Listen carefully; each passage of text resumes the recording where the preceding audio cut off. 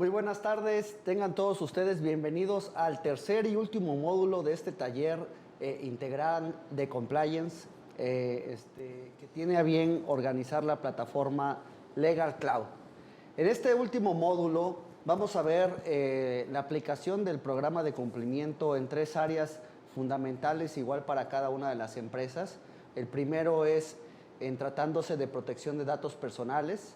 Posteriormente vamos a hablar acerca de el programa de cumplimiento en materia de prevención de lavado de dinero y finalmente identificaremos cuáles son los efectos o consecuencias en la última ratio, es decir, en el derecho penal, respecto de los programas de cumplimiento de acuerdo a nuestra legislación aquí en México. Como recordarán, previamente al día de hoy, en la primera charla, comentamos acerca de cuáles son los elementos que integran un programa de cumplimiento, cuáles fueron sus antecedentes, dónde tiene su origen en la doctrina, en el common law, en la tradición del common law, en la tradición romano-canónica. Específicamente nos detuvimos a analizar la legislación española y hacer un símil o hacer un recuento también de lo que es la norma mexicana de manera muy somera. Posteriormente, revisamos cuáles eran los requisitos que exigía la Fiscalía General en los Estados Unidos para el programa de compliance. Vimos también los requisitos que establece la normatividad española respecto de este tipo de programas, específicamente los tribunales. Y llegamos quizá a un primer corolario respecto de este estudio integral que estamos haciendo. ¿Cuál es el corolario? Es que generalmente las directrices o lineamientos que deben de tener los sistemas de programas de cumplimiento generalmente fueron aportados por criterios jurisdiccionales. Por eso ahí hay que tener ojo, y comentábamos el día de ayer, hay que tener ojo en cuanto a la sentencia 1/2017 emitida por la Sala Especializada en el juicio de resolución exclusiva de fondo del Tribunal Federal de Justicia Administrativa, porque es la que establece cuáles son los parámetros o lineamientos que en materia fiscal debe tener el cumplimiento o el control interno de todas las empresas, para que puedas hacer deducible alguna erogación o acreditable este tipo de pagos, pues se requiere también tener un control interno y ese control interno nos lo puede asegurar un buen programa de cumplimiento en materia tributaria. Esto lo vimos en la sesión del día de ayer. Además de ello, también el día de ayer analizábamos cuál es el papel o la función del programa de cumplimiento en lo que es la materia laboral, específicamente cuáles son las obligaciones de los patrones, a qué se encuentra constreñido tratándose de la relación laboral, posteriormente el pago de cuotas de seguridad social, de aportaciones al Infonavit.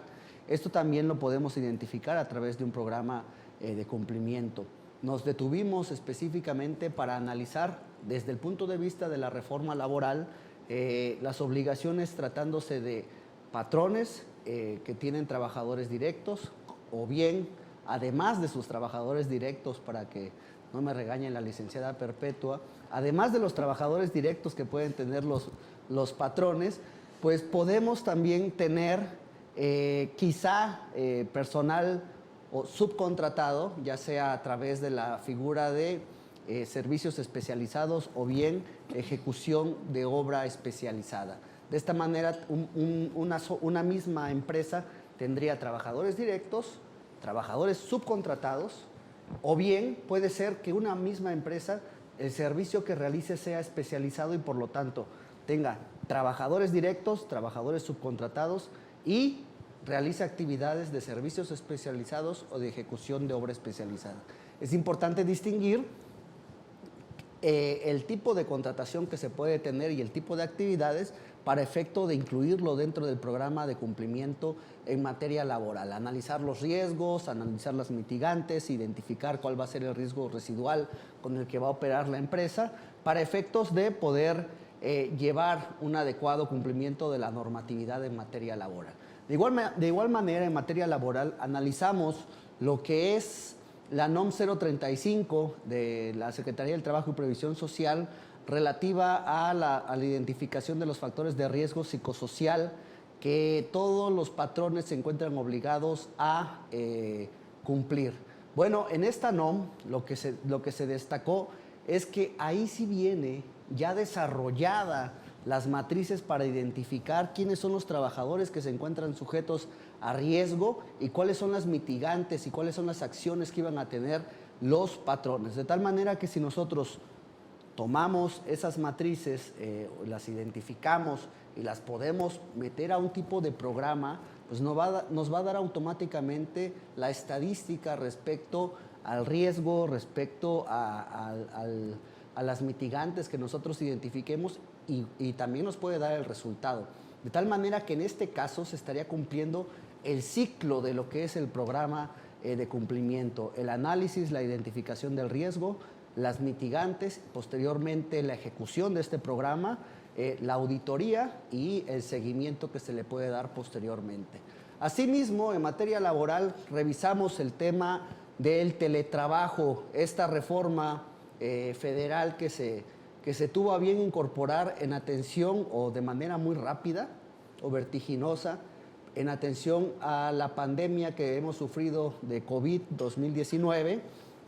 Bueno, esta pandemia gestó o tuvo como una causa inmediata, un efecto inmediato que los patrones o las empresas en México, inclusive el comercio a nivel mundial, pues cambiara diametralmente en su concepción, el paradigma que nosotros teníamos en el comercio, todo lo que son apps, las plataformas relativas a servicios a través de plataformas digitales, servicios de comida, de transporte, pues fue el boom en esta época de pandemia.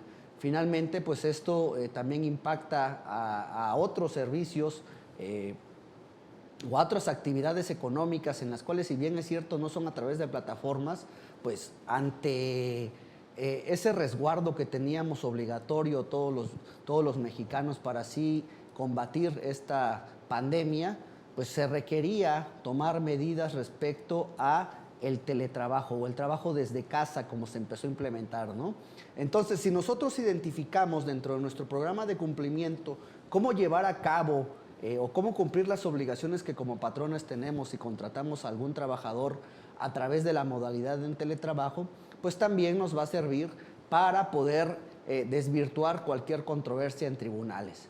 Posteriormente a la materia laboral, analizamos lo que es el programa de cumplimiento en la materia de seguridad social, específicamente en Ley de Seguro Social o el cumplimiento respecto al Instituto Mexicano de Seguro Social y también la ley del Infonavit, el cumplimiento ante este instituto, ambos derivados de la reforma del 23 de abril de 2021. Ok, en tratándose de IMSS, identificamos el cumplimiento a través del ICSOE y en tratándose del Infonavit a través del CISUB. Estos cumplimientos cuatrimestrales y todos los elementos que conllevan para efectos de ir demostrando que efectivamente la empresa tiene un programa de cumplimiento. Hasta aquí entonces hemos analizado de forma general qué es un programa de cumplimiento, cuál es su origen. Posteriormente hemos visto su aplicación de manera específica en 3 materias: tributaria, laboral y de seguridad social. El día de hoy vamos a revisar la aplicación del programa de cumplimiento en otras 3 materias también muy importantes. Protección de datos personales. Es importante recordar que el artículo 16 de nuestra Constitución, así como diversos tratados suscritos por México, pues se encuentran o tutelan el derecho a la vida privada. Y una de las manifestaciones del derecho a la vida privada pues es la protección de los datos personales de las personas físicas. Lo vamos a ver. En materia fiscal, para los que estamos inmersos en la materia tributaria, este análisis de la protección de datos personales se llevó a cabo cuando fue la impugnación constitucional del artículo 69B, aquella reforma de diciembre de 2013 que inicia en el 1 de enero de 2014, que contempla las famosas listas negras del SAT. ¿Qué era lo que decíamos los contribuyentes? Bueno, que ahí afectaban los datos personales y salieron sendos criterios que resolvieron que esa reforma sí era constitucional. Eso lo vamos a analizar en un momento. Posteriormente, el día de hoy, también revisaremos el programa de cumplimiento en una de las materias más reguladas a nivel internacional, que es la prevención del lavado de dinero y financiamiento al terrorismo. Esta legislación aquí en México pues obliga primeramente a identificar si alguna empresa o algún ente económico se encuentra realizando una actividad vulnerable. Es decir, la directriz para identificar si debes de llevar un programa de cumplimiento en materia de PLD en nuestra legislación se da a través de la identificación de una actividad vulnerable. Puede ser que cualquier otro rubro, como comentaba Perpetua el día de ayer, como es el sector petrolero, que si bien es cierto no forma parte de las actividades vulnerables, también se requiera su análisis en materia de programas de cumplimiento.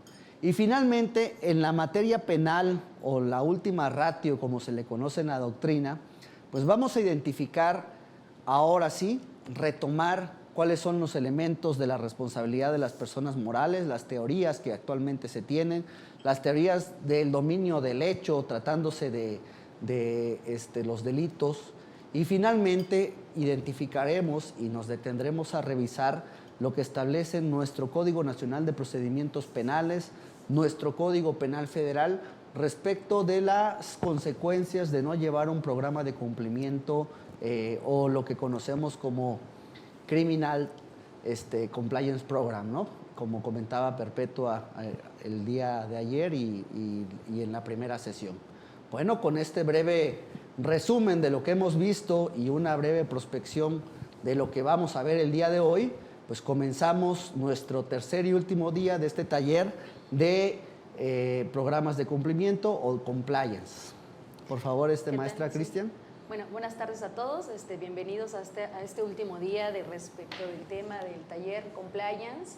Es un tema bastante importante, creo, y bastante amplio de estudio. Hay que ver distintas directrices, analizar leyes, reglamentos, normas, vimos el día de ayer, estándares internacionales que son importantes que se observen a efecto de que podamos dar un debido cumplimiento en nuestras organizaciones y estar preparados, ¿no? Preparados porque nos van a servir si lo hacemos de manera correcta, cumpliendo con ciertos códigos, y estos estándares nos van a servir como una prueba elemental, y lo vamos a ver en la última parte de este taller. Hablábamos de la observancia de los marcos regulatorios normativos, ¿verdad? Los marcos regulatorios de manera general y de manera específica. Las materias no están peleadas en tema de compliance, significa que nosotros podemos hacer el análisis de manera general y de manera específica dependiendo de la industria en la cual nos encontremos. Vamos a iniciar ahorita con lo que es un tema bastante importante y lo trajimos a la mesa el día de hoy precisamente por el tema de protección de datos personales. Creo que es un tema que no es nuevo y, como bien comentábamos, hoy en día pues el tema de la protección de cómo los datos personales pues están en todos lados, ¿no? Están en las redes sociales, y cómo se tiene que velar y cuidar precisamente este derecho que está consagrado en el artículo 16 de la Constitución Política de los Estados Unidos Mexicanos, el cual nos establece que todas las personas, todos los ciudadanos mexicanos tenemos el derecho a la protección de nuestros datos personales, y vamos a ver cuáles son estos derechos ARCO que establece el artículo 16, que son el acceso, la rectificación, la cancelación y la oposición. Ustedes van a preguntarse, bueno, ¿y eso qué es, no? ¿Qué significan estos derechos ARCO? En el transcurso de esta primera parte, respecto del cumplimiento o de llevar un programa eficaz para poder cuidar precisamente y velar y no transgreder estos derechos ARCO, les vamos a explicar en qué consiste, ya que hay una regulación específica para quienes tienen el control o los responsables de manejar los datos personales, y para esto está la Ley Federal de Protección de Datos Personales en posesión de particulares. ¿Qué quiere decir esto? Pues que en cualquier relación comercial, lo podemos ver, inclusive ustedes pueden verlo con un banco, o cuando van a Telcel, por ejemplo, algún tema que tenga que ver con otras personas que se relacionen y soliciten datos personales, hay que tener mucho cuidado qué se hace con esta información, porque si no se cuida esta Ley Federal de Protección de Datos Personales en posesión de particulares, vamos a tener serios problemas, ya que también hay sanciones. Esta ley tiene principios que deben de seguirse y debemos considerar nosotros en caso de que manejemos datos personales, y sí los manejamos porque los podemos ver, ayer comentábamos, en relaciones laborales, en contrataciones de personas físicas. Lo primero que solicitamos son datos de identificación, domicilio, teléfono y datos pues que van a identificar a estas personas físicas.